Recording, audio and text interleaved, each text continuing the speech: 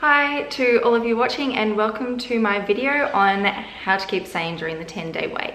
Now, I've been through 3 embryo transfers, all of which have been unsuccessful and all of which I have put myself through the biggest emotional roller coaster, hence why before this last transfer we had about a 4-year wait because I honestly thought I was never going to go back to IVF, fertility treatment at all. We were going to go on the adoption waiting list because even though I had that one frozen embryo left there, it was sort of just a little bit too much and a bit too hard for me to get over. It was horrible. A really, really awful time for myself and my husband. So anyway, I am going to keep trucking. I am going to go in for another egg collection and yeah, keep this going because I am a little older, I'm a little more mature. I do feel like I will get through this and we will get that outcome that we are more than anything in this world hoping for.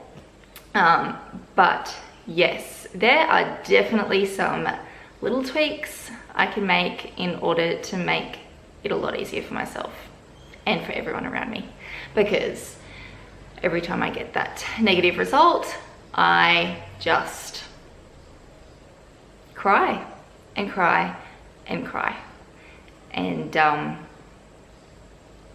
yes, there's a few things that I'm going to bring up right now that definitely do not help the situation. All right, let's start with number 1. No Google and no YouTube. I would just stay away from them completely. If you want to watch something, watch a movie, something funny, something light, just keep it at that. What I found I was doing during my transfer, or during each 10-day wait, I think, of my transfers, I was Googling every little symptoms that I should be getting, that I wasn't getting, that was stressing me out. What else was I Googling? Like just the most craziest stuff. I was YouTubing, I was watching videos on pregnancy announcements and I was laying there and I was crying with happy tears and I was fantasizing that, oh my gosh, like in 10 days time this could be me, this could be my husband and I, like oh my gosh, how incredible would that be? And I was really holding on to that hope and all of this positivity, and it just, once I got that negative result, just tore me into pieces. And it took a lot for my husband to pick all of those pieces up and put me back together, but I'm here and I can talk about it now, so that's great. But yes, definitely that is something I will not be doing during my next transfer. Absolutely not. I'm just going, yeah, Google and YouTube just aren't going to exist to me. Another thing I YouTubed that was just a little bit crazy, even Stephen was like, okay, this is weird. I YouTubed what it looks like for an embryo to be implanting into the uterus because I was listening to Zeta West meditation, and she has little guided meditations for pre-transfer, post-transfer, during the 2 weeks, like a little relaxation clip.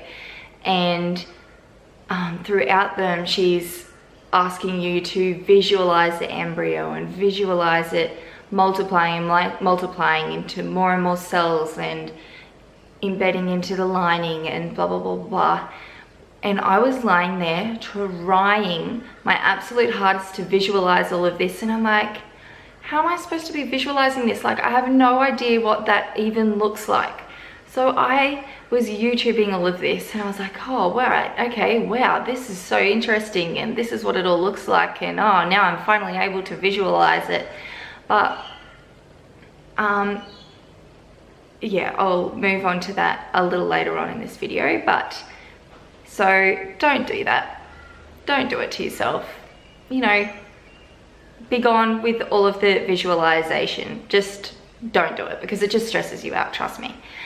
Okay, so that was number 1 tip. No YouTube, no Google. Right. Another one. do not focus on symptoms.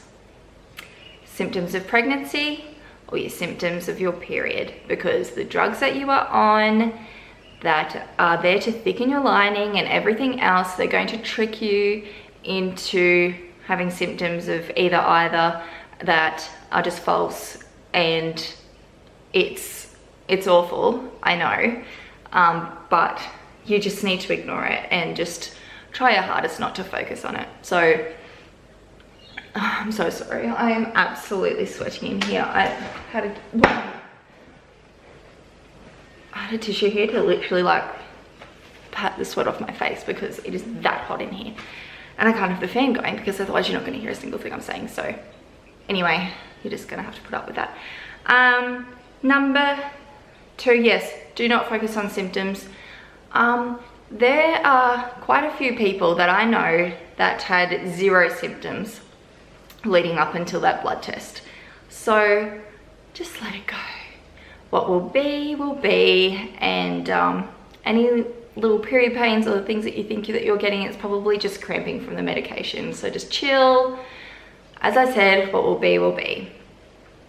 If you're not getting tender breasts, if you're not feeling I was extremely nauseous and I hadn't been with the other 2 transfers. This is the thing, like every transfer is so different, but it doesn't necessarily mean that the outcome is going to be any different.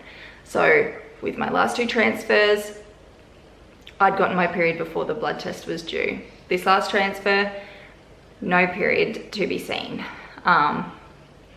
About 5 days before, I was getting cramping and gurgling in the stomach as I would as though my period was coming. I was 99% sure it was all over, my period was coming, and I bawled. I bawled hysterically, like I have never bawled before. And I had to send myself outside and just go for a bit of a walk and try and breathe because I just absolutely lost it. Next day, there was no period. So it just proves you just don't know. And yeah, with all of the symptoms that the drugs can bring on, it's just not worth it looking into. So just don't do it. Okay, number 3. Try and keep the talk of the embryo to an absolute minimum.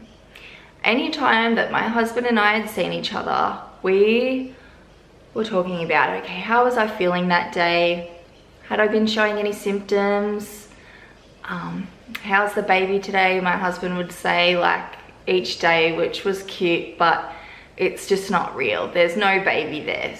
It's just, you can't fantasize that it's going to result in a baby, because, you know, this is just the very, very first step of what could be quite a big journey, even if you are, even if you do get that positive pregnancy result. Who knows what would happen the next week, if the embryo is going to continue growing, if you're going to miscarriage another 10 weeks down the track. Like, you just don't know. You just have to stay in the moment. Don't look back, don't look ahead, just stay where you are in that present moment. And yeah, that's one thing I have to keep telling myself. What will be, and it's hard. I know, it's really hard. But so yes, trying this next transfer, I'm literally going to have the transfer. We're going to say our good lucks, give each other a cuddle, and that's literally the last we are going to speak of it, and I'm going to make sure of it. I'm going to make this very clear with Stephen, right up until we get a positive result or a negative result. Either one, but I just don't focus on it. Don't keep reminding yourself of it. It brings on anxiety. It brings on stress. It's not healthy. Just don't do it to yourself. So, and yeah, with the whole fantasizing thing, like, it can be so beautiful when you're in that moment and you think that the universe is showing you signs that, oh my gosh, like, maybe this could have worked. Maybe it's a sign it's going to work. Like, oh my gosh, like, just imagine, baby, oh, like, this is what we did every second we were together. So no, I'm putting a stop to it, not doing that. As soon as, this is another thing, oh my gosh, I'm still sweating. Like, this is just a joke. Doesn't help that my hair's down either. Oh my God. Okay, please don't fantasize, not during the 10-day wait, because it just sets you up for a lot of hurt when you do get a negative result. So, next one. Don't go doing crazy amounts of bed rest, especially if you're like me and you're not used to doing nothing. You'll very, very rarely see me sitting down. I'm always doing something. I love to be busy. The moment I wake up, I love to go for morning walks with my little dog Lila. I love to do yoga every day. I love to, I'm doing the Emily Sky fitness program at the moment. I was doing that every day, so I was loving doing that. It was keeping me so busy. I was feeling so healthy mentally, and I was just like, yes, I'm so ready for this. And then bang, the moment that embryo is transferred, I am flat as a board, very rarely moving. Any opportunity that I could get, I was either lying down, I had a pillow under my thighs, or I had my legs against a wall, and it drove me absolutely insane. I was just not okay mentally. My brain was in overdrive. While I was lying down, I was thinking about it. I wasn't distracted, and you need distraction. You need all the distraction you can get, because 10 days is a long time to be thinking about this one thing, for that to be your complete and utter focus every second of every day, even through the night. I wasn't sleeping. Anytime that I'd roll over, I'd get up to go to the toilet. It would take me hours to get back to sleep because I just couldn't stop thinking about it. So anything that you can do to get your mind off it through the day, I think is going to make it a much healthier process, and you're going to find it a lot easier to just calm down. So yes, okay, I do agree to slow down a bit, maybe the day of the transfer and the day after. Yeah, get a bit of rest, but then get back into your normal routine. Do the things that you love. Do the things that you're literally doing on the daily. It shouldn't be any different. It's not any different to any other person that has had sex and happened to conceive and know nothing about it. They're still living their day-to-day life, and they're still falling pregnant. Everyone's still falling pregnant. Not everybody around ovulation day is resting for days on end. So I just don't think that it's natural. It's just not. When stress has such an impact on this whole process, then you know, if that is something that's going to take that stress away, is going for a walk or doing some light exercise, I am all for that. Do it. That's definitely what I'm going to be doing. I'm going to continue my morning walks. It's only 45 minutes of the day. There is a lot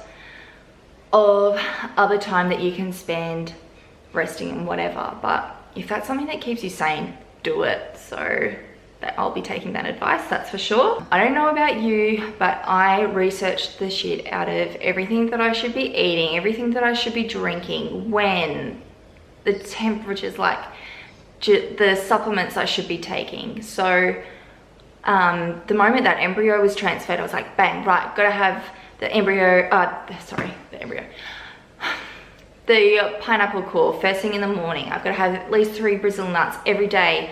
I've got to be drinking pomegranate juice but I've got to make sure that that's room temperature, because I can't be consuming anything cold, because that's going to cool my uterus and it's going to affect the blood flow to my uterus. So yeah, and then like I thought green tea would have been fine. I thought it's warm. No, apparently it has a cooling effect in the system. So I completely cut out green tea, and I was having rather turmeric tea and ginger tea and things like that. I was having soups, things that were easy to digest, that were warming foods. And so this was all quite different to how I would normally eat. I normally eat, yes, a very healthy diet, but I was loving my smoothie bowls. I was literally having like one every day. And pineapple and things I would buy on a rare occasion, but it wasn't something that I was always eating. Pomegranate juice I'd never had before in my life, and I usually only drink water or tea, so I was constantly trying to remind myself to drink that when I could. All of these different things. So rather than bang doing it once that transfer has been done, I am more now trying to include those foods in just my everyday normal diet, so it's becoming more of a natural thing and it's not so much of a stress when I do get that transfer done. So that's another tip. And also one thing that I did do, I prepped some soup and stuff like the day before the transfer. Next time I'm not going to be doing that the day before the transfer, because that actually stressed me out. I should have been winding down, but really I was running around like a chook with my head cut off.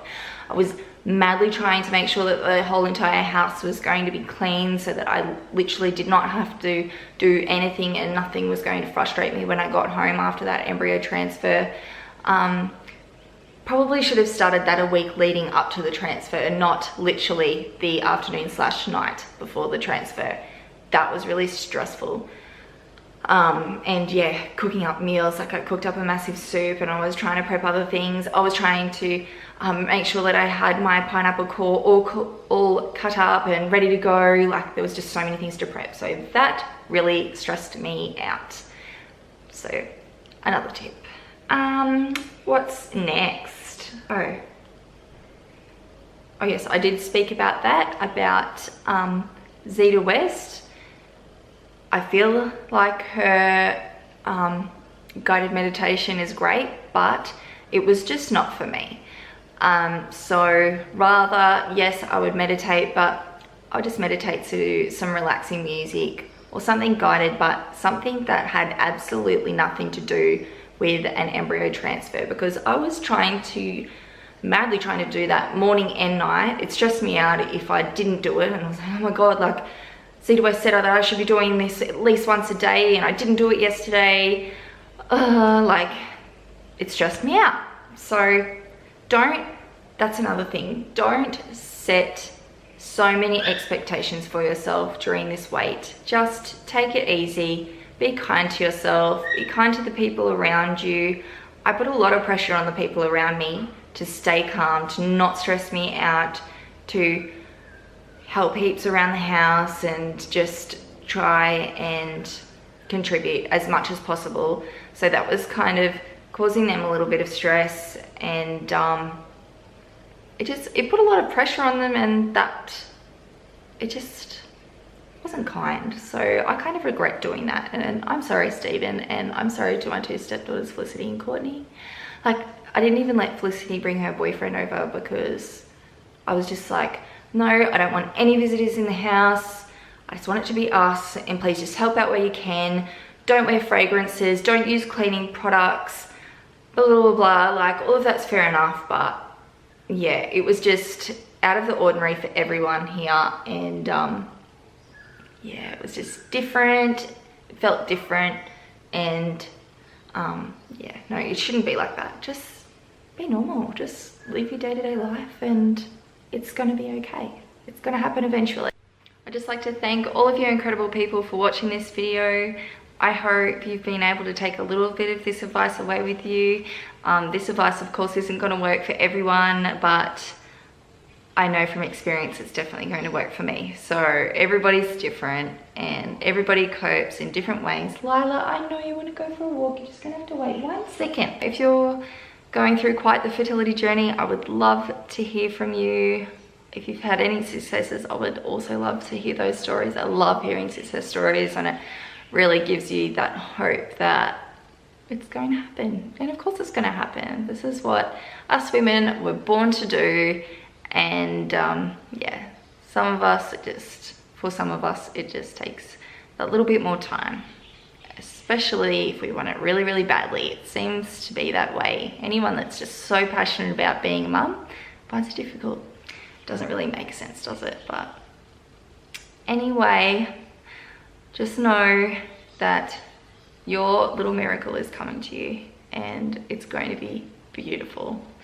Okay, well, I will be sharing some more videos about my journey, so yeah, if that's something that you would like to see, definitely click the notifications bell, and yeah, so you're notified of any videos coming up. But for now, I will see you in my next video. Bye.